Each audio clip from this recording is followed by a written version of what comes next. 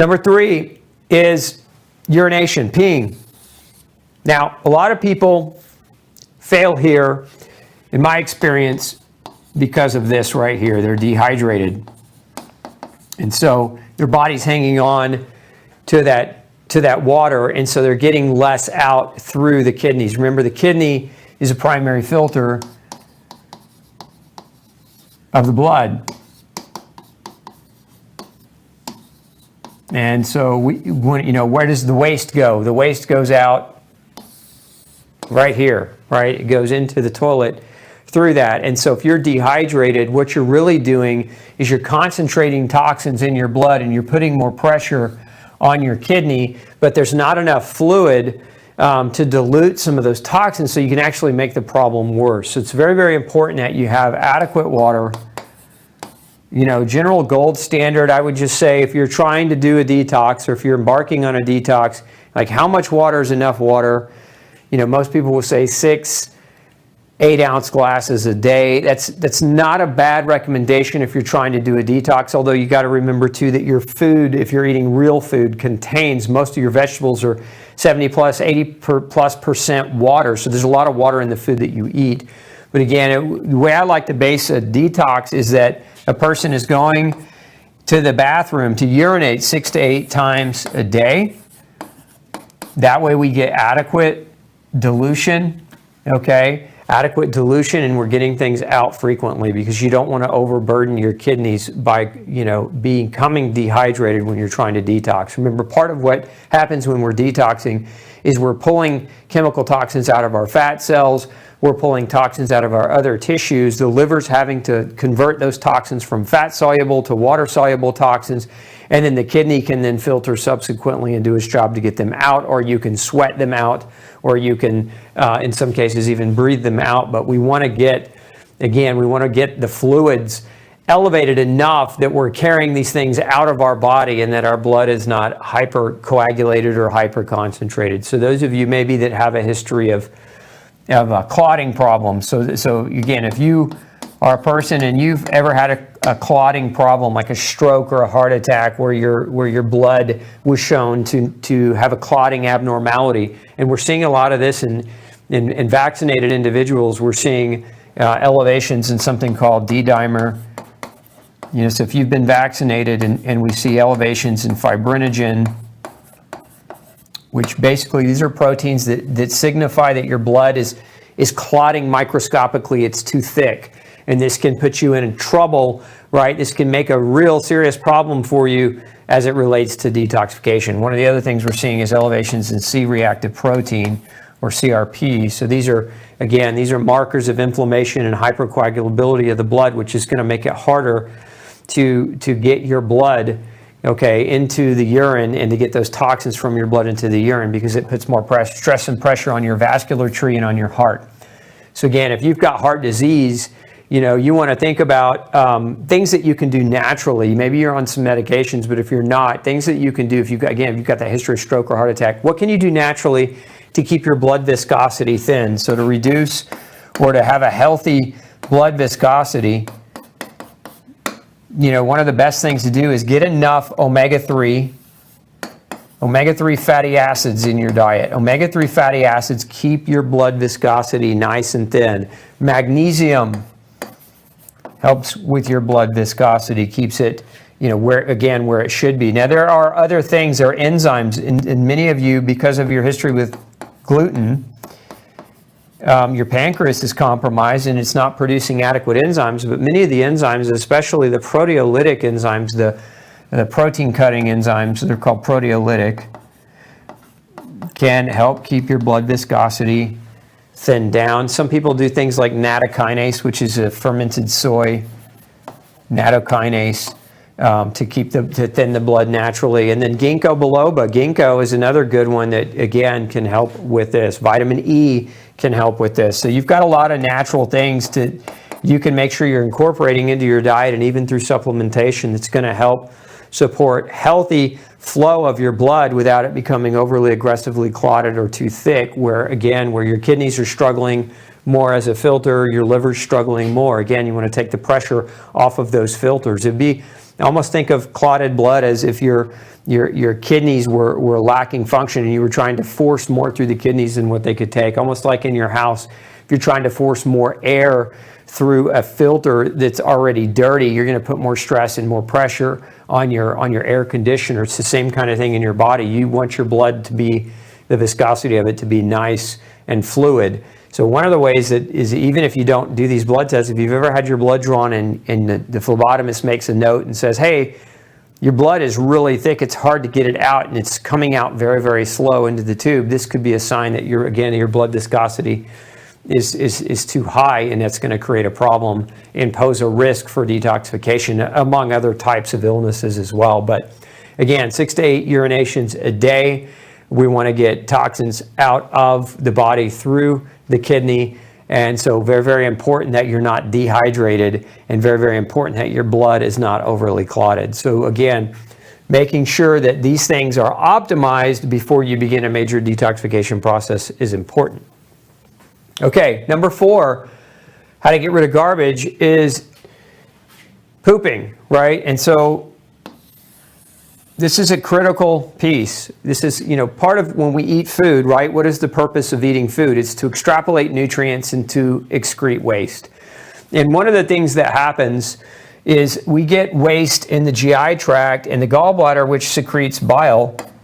The liver makes the bile. The gallbladder produces through its muscular action, dumps that bile into your small intestine. And then the bile helps to emulsify fat. It helps to break down fats and digest them, and helps you basically to get fat absorbed, right? It helps to water solubilize fats in your diet so that they're absorbed into your bloodstream. But one of the other things that bile does, it's very good at when it gets here, is it binds toxins in your GI tract. So if your diet's poor and you have, let's just say coming in, you've got a lot of toxins because you eat junk food and you eat highly processed food and you eat non-organic foods and you're in fast food and you're eating and drinking the chips and the soda and all the other nonsense, that's a lot of toxins. Well, a lot of these toxins will come out in your poop, which is good, but remember your bile will bind to toxins, and when it binds to them, there's a large percentage of your bile in your distal small intestine. So as that bile is coming through, it's binding toxins and it gets reabsorbed back into your bloodstream. So remember that bile can bind toxins. If you're eating a lot of them, it can bind them. Those toxins can be reabsorbed into your bloodstream where they get trapped between your liver and your gut. That's called the enterohepatic circulation. So it's this blood flow that goes from your gut to your liver.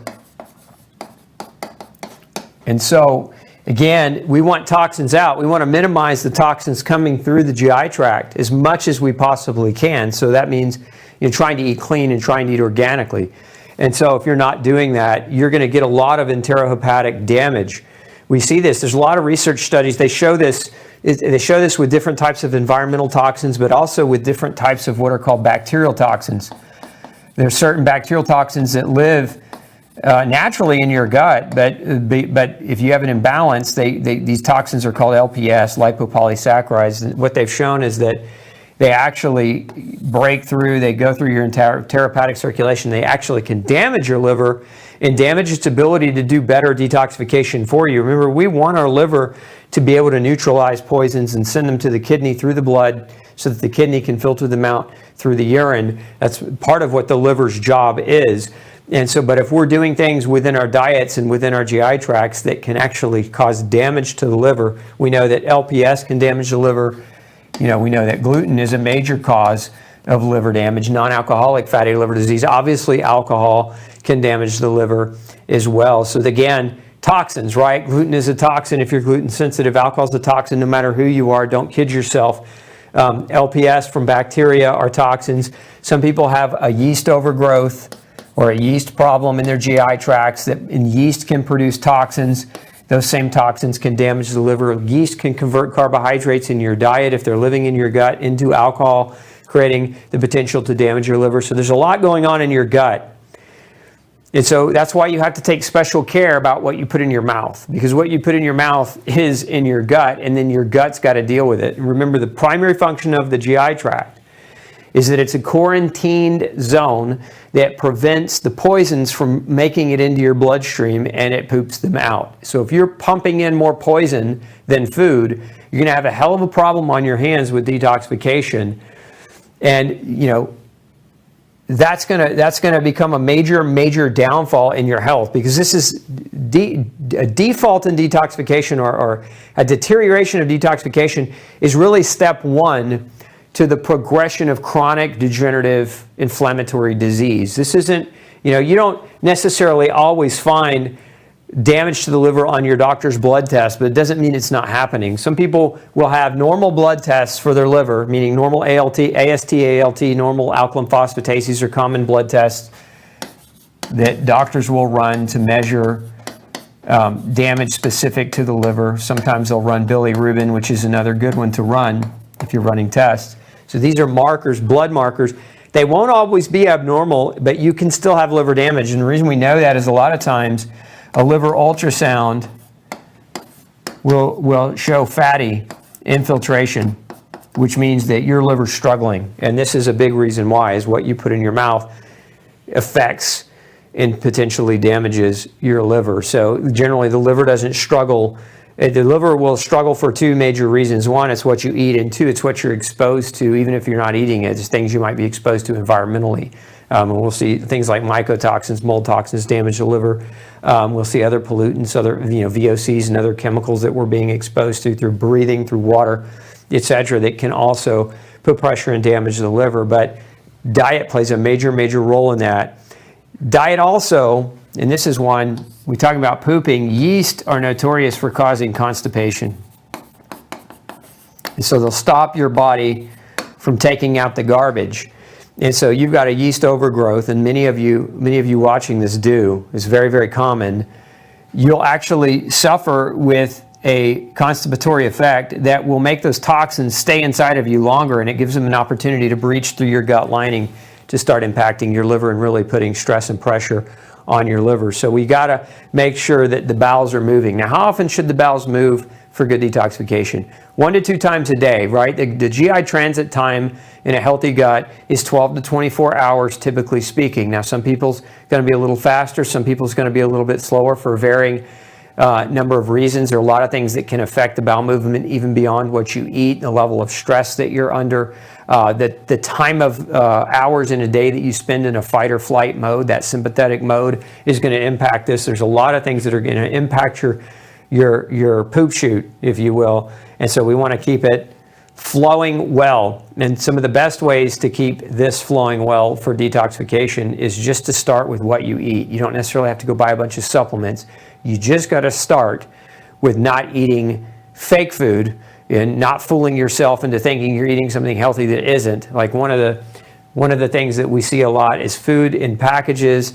They've got pretty healthy looking packages with eco-friendly stamps and stickers and everything else, but the actual food itself in the package isn't food. It's chemicals with manipulated flavoring agents under the guise of health. And of course, if you're falling prey to that type of marketing, then you're going to pay a price with your ability to detoxify. So again, the fourth strategy is how well your bowels are moving. So again, we got pooping, we got breathing, we've got sweating, and we've got peeing. Those are our 4 primary routes of excretion.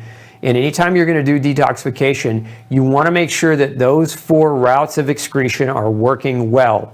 Remember, each route is a major route. And so if you cut one off, it's like cutting 25% of the points off of your test, right? So now you're sitting at a 75. And if you go into a major detoxification protocol and you're constipated, or you don't ever sweat, or you're exercise intolerant and you haven't been sweating, or you're dehydrated, you're going to set yourself up for failure in that detoxification program. So you've got to make sure these 4 strategies are in play for your detox. Hey, don't forget to check out the rest of the series right here. Make sure you hit subscribe below. And as always, thanks for tuning in.